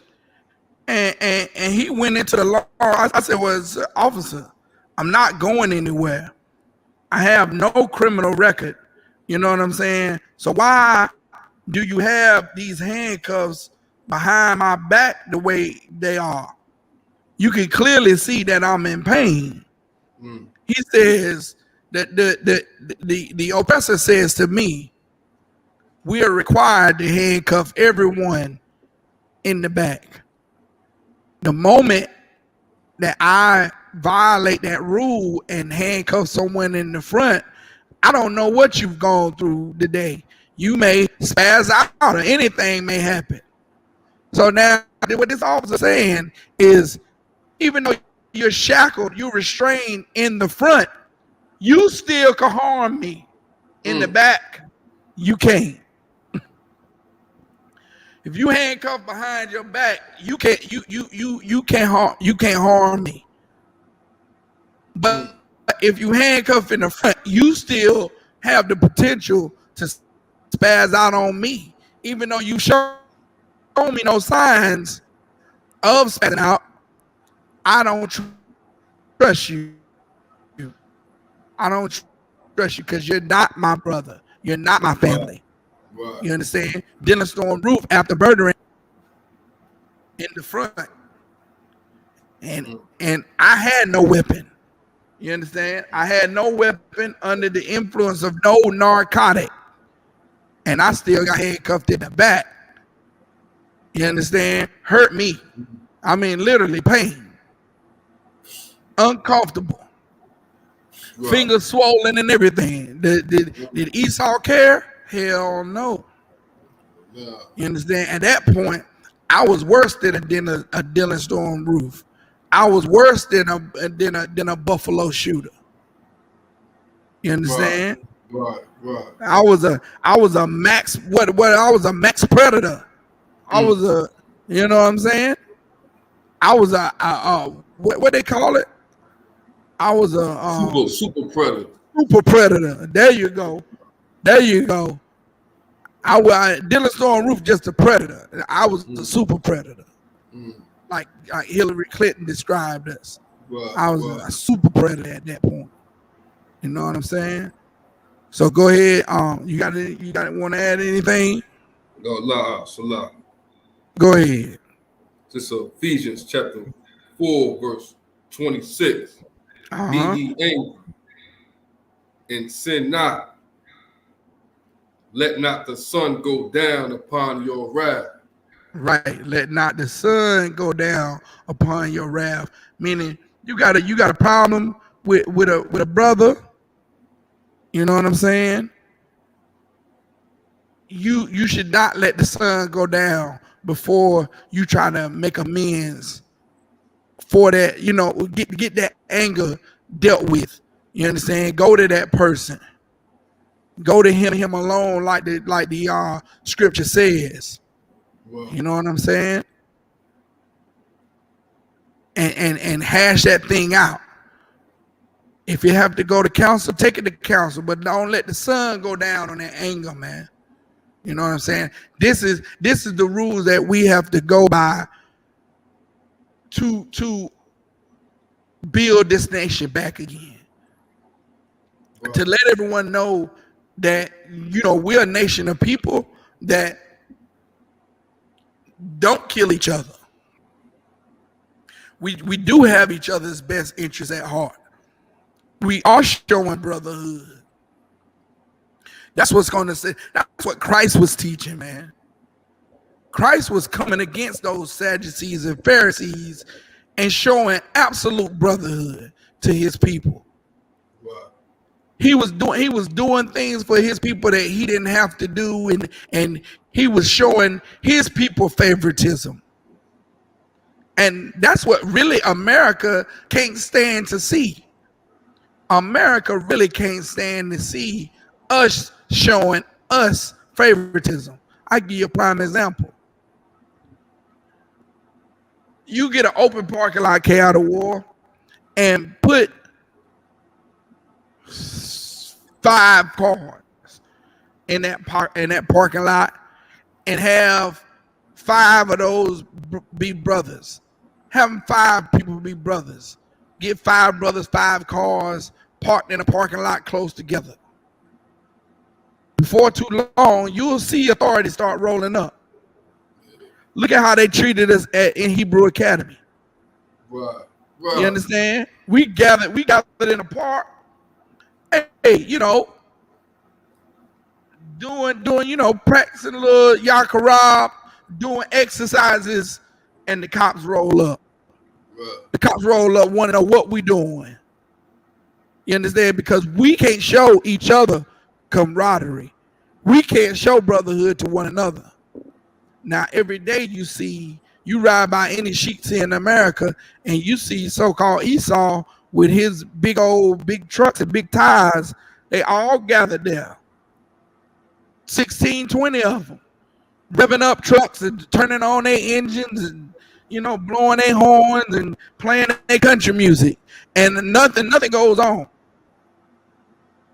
no police harassment or nothing like that, because they are allowed to show brotherhood. They are allowed to be together with themselves and show camaraderie to themselves. That's how it is in America, man. That's how it is in America. You get a couple of rough and tough black people together, especially if it's black and Native Indians. Oh boy, you might bring out the deputy sheriff then, not just the local police. You might bring out the real McCoy, the big boy, the deputy, the sheriffs would come out. You know what I'm saying? And break it up. You loitering. You got to get out of here. Hey, look here. You got to go. You ain't got to go home, but you got to get up out of here. And that's how it is with us. We are not allowed to show each other, brotherhood. Go ahead. You got something to add? Sure. Keep going. Verse 27. Ephesians 4:26. Be ye angry and sin not. Let not the sun go down upon your wrath. Verse 27. Neither give place to the devil. Verse 28. Let him that stole steal no more, but rather let him labor, working with his hands the thing which is good, that he may have to give to him that needeth. Verse 29. Read that verse again. Verse 28. Let him that stole steal no more, but rather let him labor, working with his rather hands. let him labor, meaning don't steal. You don't have to be a thief. You understand? You don't have to resort to thievery. Go ahead. Working with his hands the thing which is good. Right.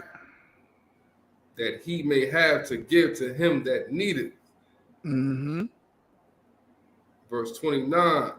Let no corrupt communication proceed out of your mouth, but that which is good, to the use of edifying, that it may minister grace unto the hearers.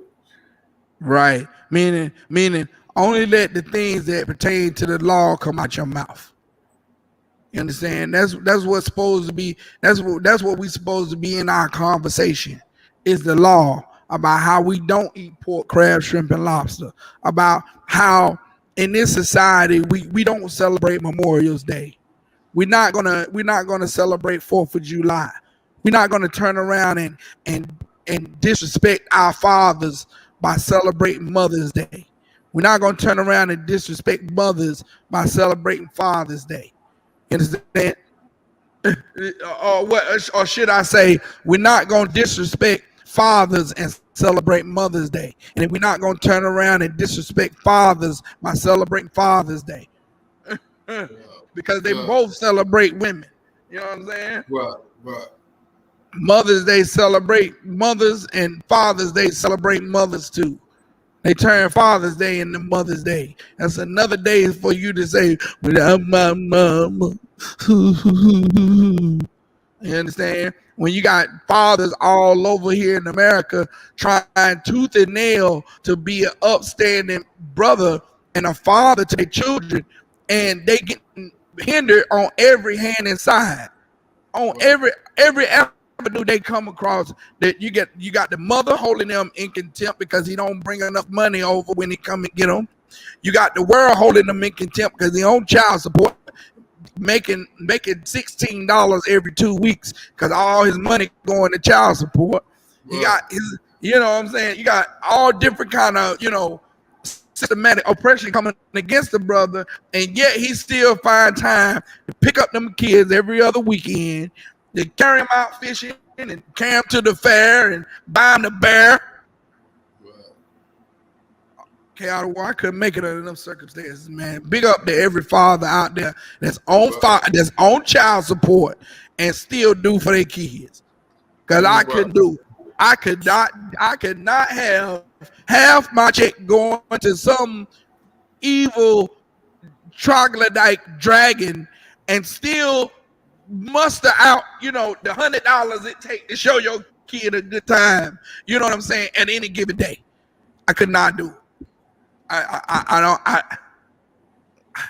can't squeeze blood out of a turnip, Officer K out of war. You can't get water from rocks, not unless you're the Most High. You know what I'm saying? I could do it. So big up to these brothers, and I hear countless stories of men that pay their child support and they still get their children every other weekend. How do you do it when half your check goes to, what? How? Salaki. If I could, just real fast. I got homeboys and brothers in the world. They show me they check stuff, and it ain't even half they check. It's over half they check. It's straight extortion. You ask extortion. Me. That's what it is, K out of war. Salaki, and I don't say it out loud, but it's like, why even go to work? Right, and that's what they think. I couldn't do it. K out of war. That's what these brothers think. That's what I know. That's what they thinking, because you got brothers that soon as child support catch up with them, they quit their job. Right, they go for the pack. They go get the loud pack, or they go for the powder till they find another job. Child support catch up with them, they quit that job. I know. Man, look at the oppressor is the devil that the Bible speaks of, man. And how can we as a nation allow our brothers to fall to such heinous ends, man? Like it's despicable to put a brother that's non-violent. He behind on his child support because he poor. And he can't, he didn't conform to America and become a PhD or whatever it take to be a millionaire here in America. He gets a job. It doesn't pay him enough, but he got over half his check going to 2 kids that don't even need that amount of money per month to make it. It's the mother. It's the mother, man. That's basically saying, oh, he can do more. He just got a raise on it. He can get some more. He can get more. He can do more than he doing. And then the brothers still come and get the children every other weekend, or periodically get the kids. He borrowing mama car to come get the kids. Yeah.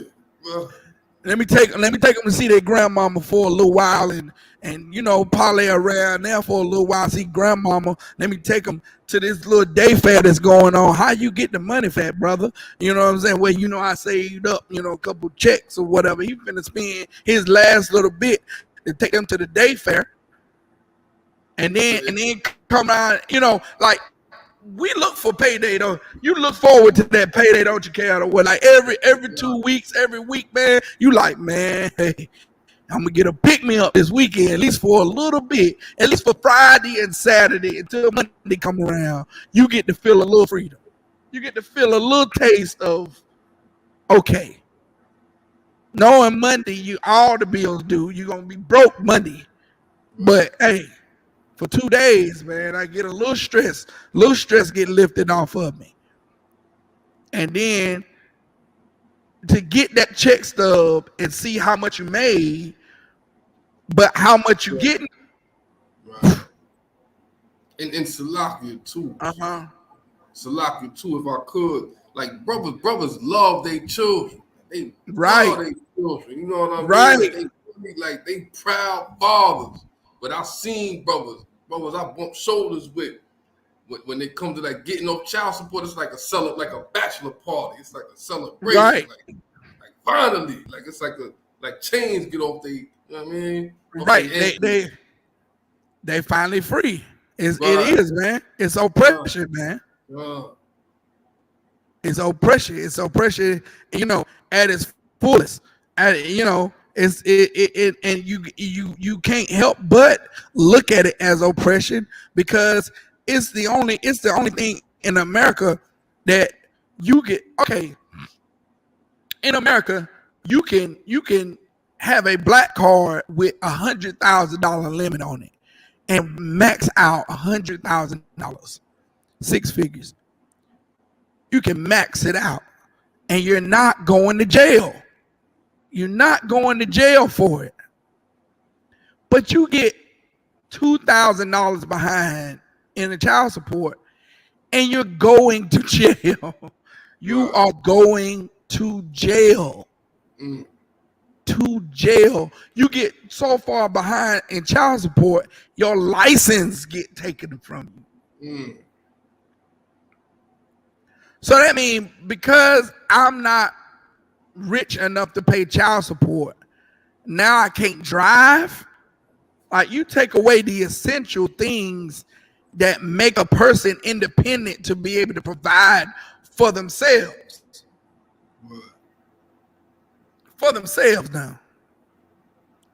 You take away that. And when you try to bring it out how child support, ruins the family, it does nothing for the children themselves. Right. You really get backlash from sisters about how where you just want us to take care of kids and they not do anything. What do you mean? You wish that the brother would help you take care of them children, but then at the same time, you had children with that brother. Right. So now the sister don't think how demonistic she can be.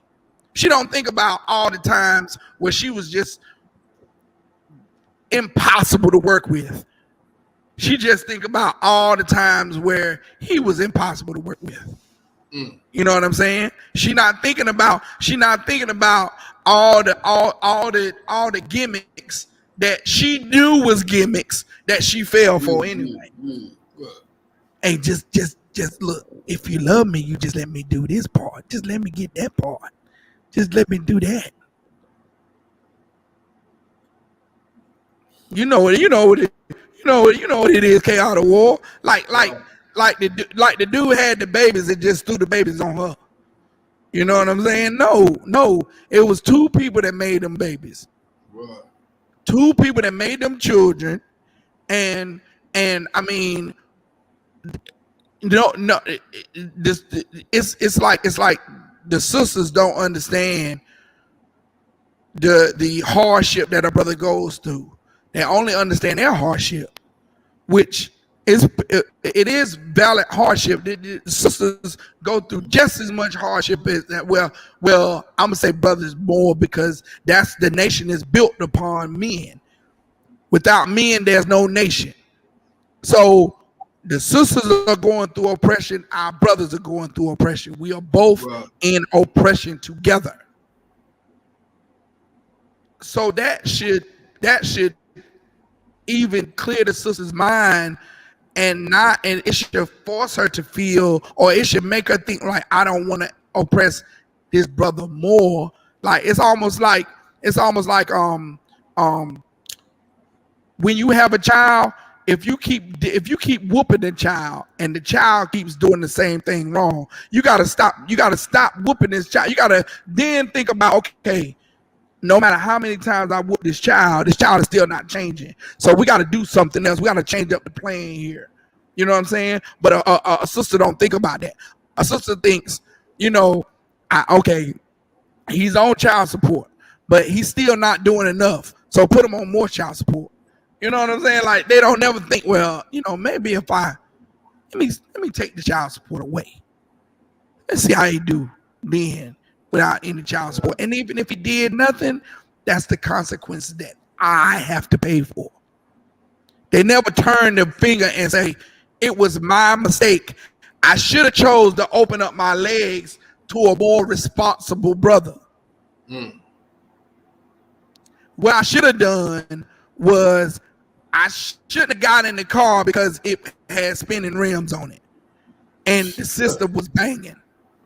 It was a nice car and the sister was banging, the spinning rims was spinning, and I got in the car. My bad. You know what I'm saying? Never the blame is on her. Always the blame is on the man. On the one who she gave herself to. He didn't rape her now. He didn't rape her. She was right in his room, and when he turned on the tip drill music, she was that is. You know what I'm saying? Dropping it like it's hot. But then when the kids come, it's not my fault, it's your fault. You the one did this. God. That's why this class is here, man. The brotherhood and sisterhood amongst our people has to come up. There has to be a level greater than where we're at. It is a level greater than where we're at. We can live better. You understand? We can live better, and we can be better to one another. And in being better to one another, we show each other that love that we give it to these other nations. That same unforgiveness that a sister has for a brother, if she took that love away from the oppressor and gave it to that brother, she'll be able to forgive that brother for coming up short as a father, as in her eyes. You understand? Because every sister has their version of what a good father is and what a good father should be. And it's usually never what a good father really is. Because a good father has nothing to do with money, has nothing to do with how many pairs of Jordans a nigga buys, has nothing to do with how many Oshkosh outfits come from him. That has nothing to do with being a good father. You understand? How many clothes, him coming to get the haircut and paying to put him in the new Air Force Ones. So carnal minded of sisters to think that that's what makes a good father, because he can buy the nice clothes.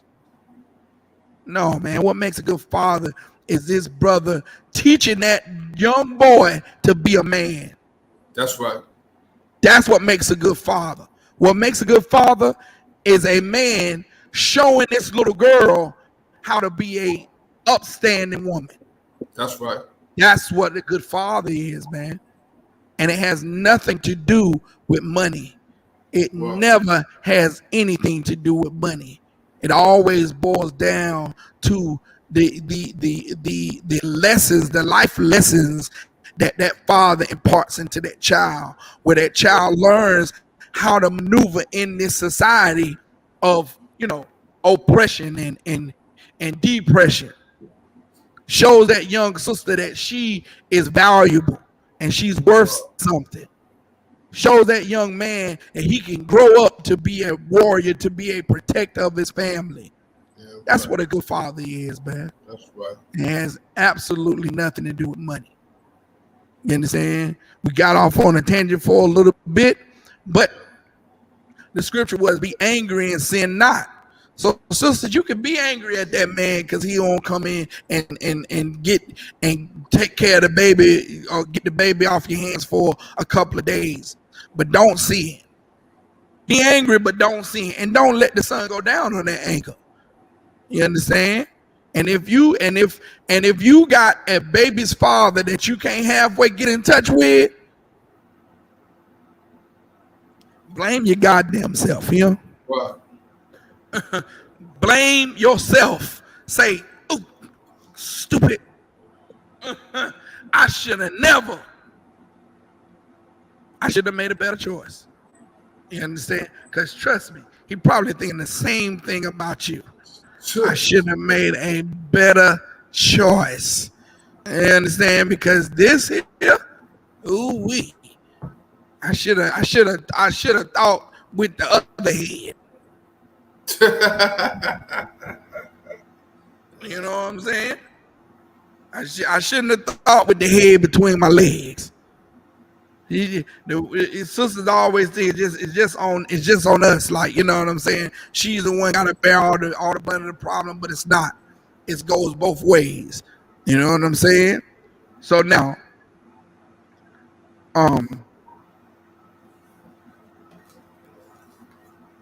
go to Matthew 18, and we're gonna start at verse 20.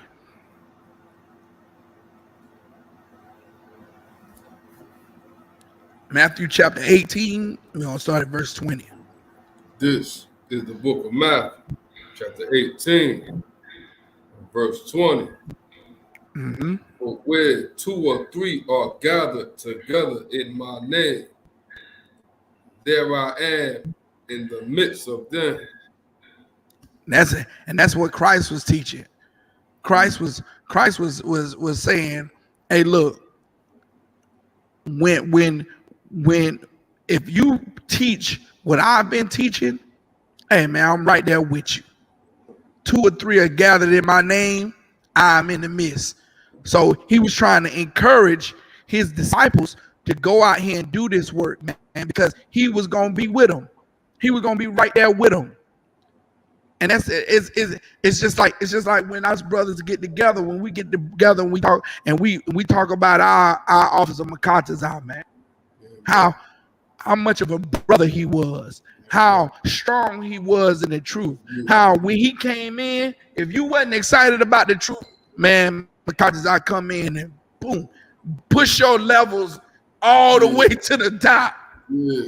You see Makata's man, he Officer Makata's you will see him. What he posted on Facebook is him with a book bag of bricks at 6 o'clock in the morning, hopping like a frog on the YouTube, exercising, man, doing frog hops with a book bag of bricks. I used to look at that brother like, God damn, if he can do that. If he can do that, man, I can get out here and I can pass out some flyers. You understand? I can get out here and I can tell some brothers about the truth. I can push this truth. I might can't hop with a bag of bricks, but I can do something. He was that kind of brother. Yeah. You understand? And Christ was too. Christ was that kind of brother to those disciples, man. Where 2 or 3 are gathered in his name, he is in the midst, because he was teaching them what to teach. He was showing them how to be a good brother. And so he was saying, hey man, y'all go out here and teach. Y'all teach what I'm teaching, and y'all remember me, what I told you. I'm right there in the you bigging me up, I'm right there with you. It's like I never left. You understand? Keep going. Come, verse 21. Then came Peter to him and said, Lord, how oft shall my brother sin against me, and I forgive him till 7 times? Now, Peter asked a valid question. He said, look, we out here, you teaching us brotherhood, you showing us how to be a good brother to our brothers, and you showing us how to love our neighbor as ourselves, our brother as ourselves. But how many times are we going to forgive our brother for committing the same transgression against us? You know what I'm saying? Peter was a stone cold brother. That's right. He was man, look here. Yeah. If you had a brother beside you that you wanted to go to war with, Peter was that nigga. Peter was that one that was gonna hold you down. He wasn't gonna run. He wasn't gonna flinch. You know what I'm saying? That was Peter. So Peter like, now look, how many times I'm gonna forget his brother for the same thing before it's like he taking advantage of me? You know what I'm saying? He taking advantage of my forgiveness, or like my brotherhood is running out. You know what I'm saying?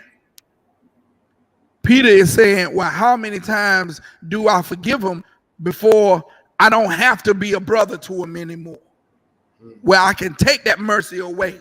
And that's what us brothers sometimes, that's what we waiting on. We waiting on the straw that breaks the camel's back, to where we're like, I've had enough. Nah, cutting this brother off. hey, the hell with you. That's what Peter asking. How many times I gotta forgive him before I can say the hell with you, man? And look what Christ tells him. Go ahead.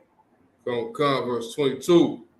Yahushua said unto him, I say not unto thee until 7 times, but until 70 times 7.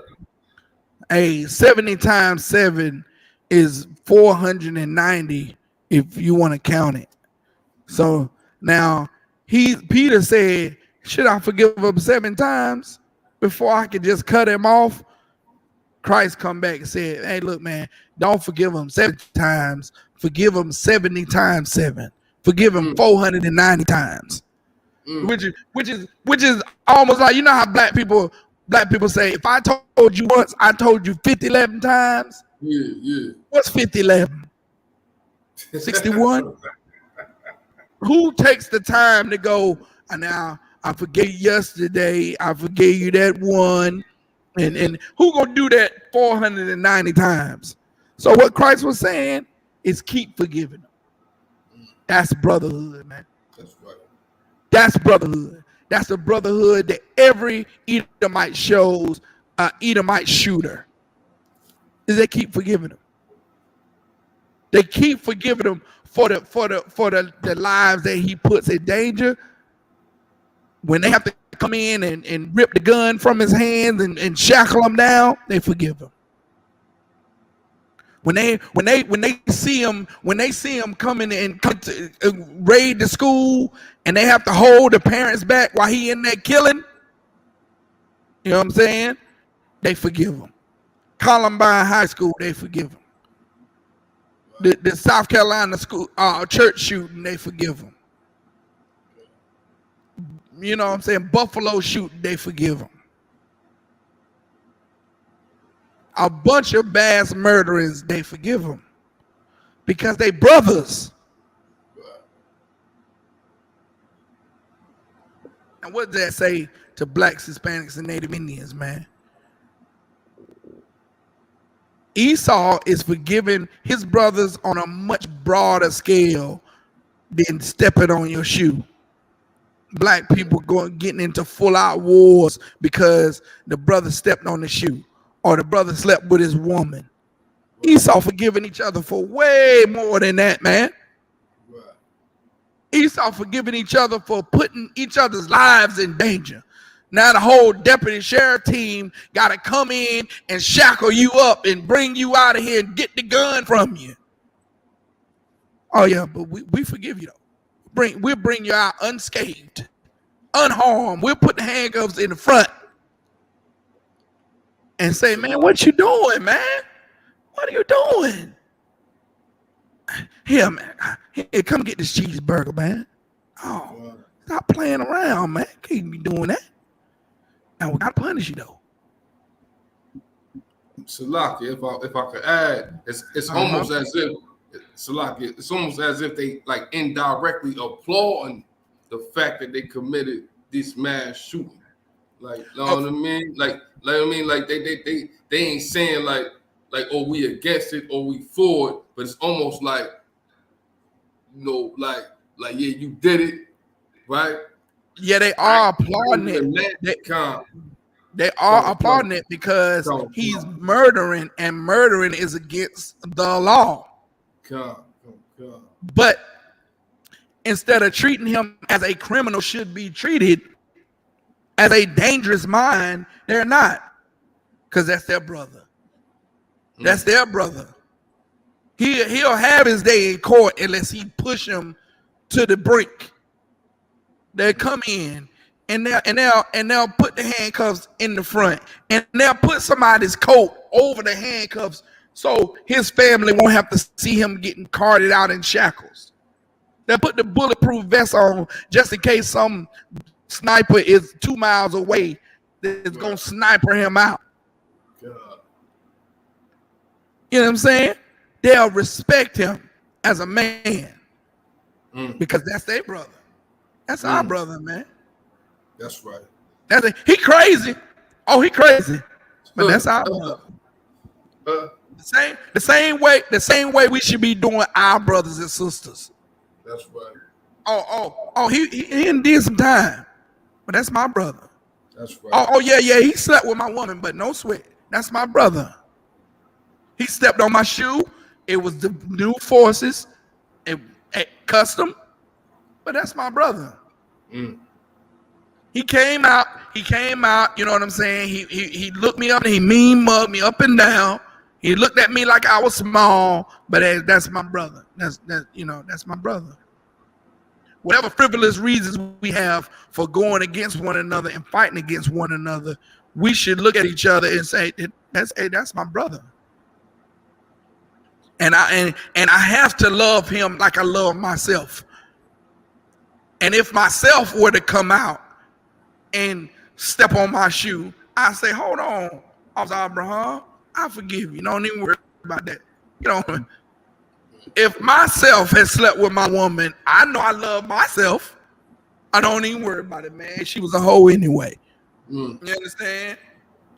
I know if myself come out and didn't pay my child support, you know what I'm saying? I would want my sister to go, I will forgive me.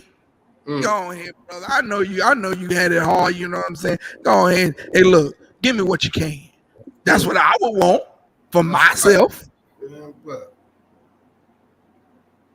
So man, that's what we gotta do, man. We gotta think about how much mercy will we want to be given.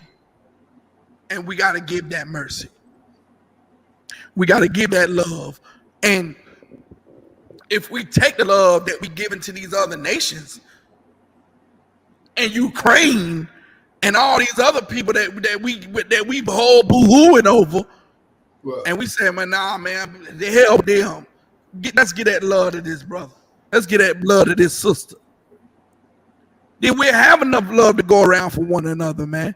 And we wouldn't be battling back and forth. We wouldn't be rationing out love because we'll have enough. Because we're taking away from these other non-deserving, people that we giving it to. These other nations don't deserve black love. Right. They don't deserve black people's love. They don't deserve black love. They don't deserve Native Indian love. They don't deserve Mexicano love. Taino Indian love. Right. You kidding me? These other nations don't deserve none of that. Right. It's our brothers and sisters that deserve the love that we have for one another because we identify with one another. So we know how it is. We know what it's like. They don't know what it's like to be you. How the hell they gonna understand the love they getting from you? Because they don't know what it is to be you. So man, look here. We got to give each other that black love because a black man, a black woman will accept that love better because they black, Hispanic, just like you. So they know what you going through because they going through the same thing. And when they get the love from their people, hey, it'll be received better. You see how white America receives black love? They can't identify with black people. So when they get our love, it's right for them to give us lynching and bullets because they don't understand black love. Understand, man. How you gonna have an oppressor understand the love they get from a slave? Nah, ain't gonna understand that. However, a slave will understand the love that they get from another slave that they've taken away from the oppressor because they can identify with it.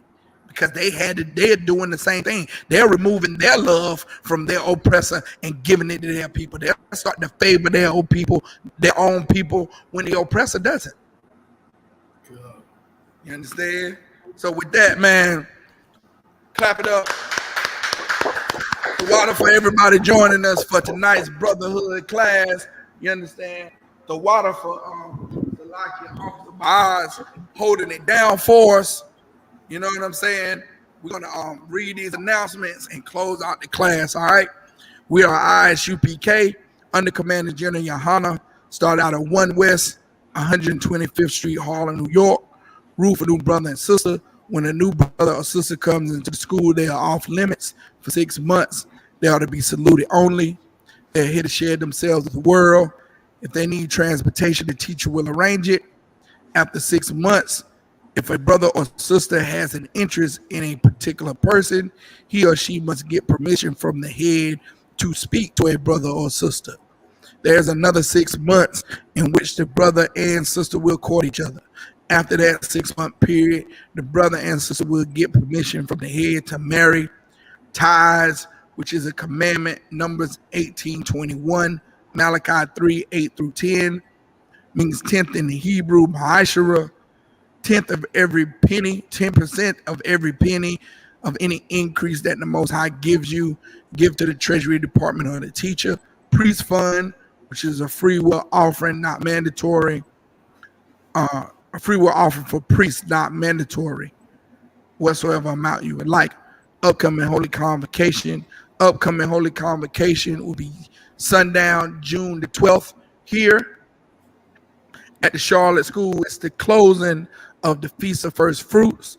So we're gonna be here. Fayetteville, Goldsboro, and Durham will all be here at the Charlotte School, coming together for the feast, the closing of the Feast of First Fruits. That's June the 12th at sundown. And you can find that in Leviticus chapter 10, starting at verse 22. All right. If anyone want to become a trooper in the school, start wearing all black boots, pants, shirt, headband, and scarf. And with that, Amajim.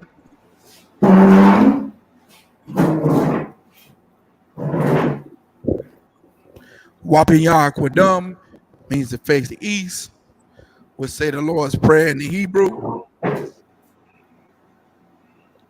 Abanawa, Shabbat Shemayim, Kwadash, Hayah, Shemka, Yahweh, Malakwithka, Taba'ah, Ratazaka, Hayah, Asha, Baharataza, Kawa, Hayah, Bashamayim, Lathanawa, Lakum, Cow, Yawam, Wasalaknawa, Kabawathnawa, Kasalaknawa, Kabawathinawa, Wa'ah, Tabayanawa, Banasaya 1, Abal, Hawashanawa, Mayan, Rai, Kaya, Laka, Hamalakwath, Wa'ala, Wahataparath, La'aylamyam, Aman.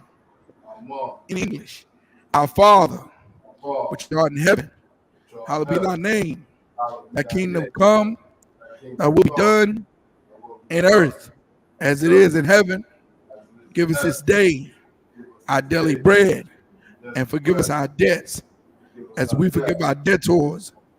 And lead us not into temptation, but deliver us from evil. For thine is the kingdom, and the power, and the glory forever. So be it. I saw. Let's be seated. Give one courtesy salute to the teacher, men of Israel, Imam Shabbat, Amajim, Barak, Yahbashim Yahshabakta. Yahbashim Yahshabakatham. Saw. We give one courtesy salute to the sister, men of Israel, Imam Shabbat, Amajim, Barak, Yahweh the Thub Hashim Yahushai, Yajim Matah. Class is missed.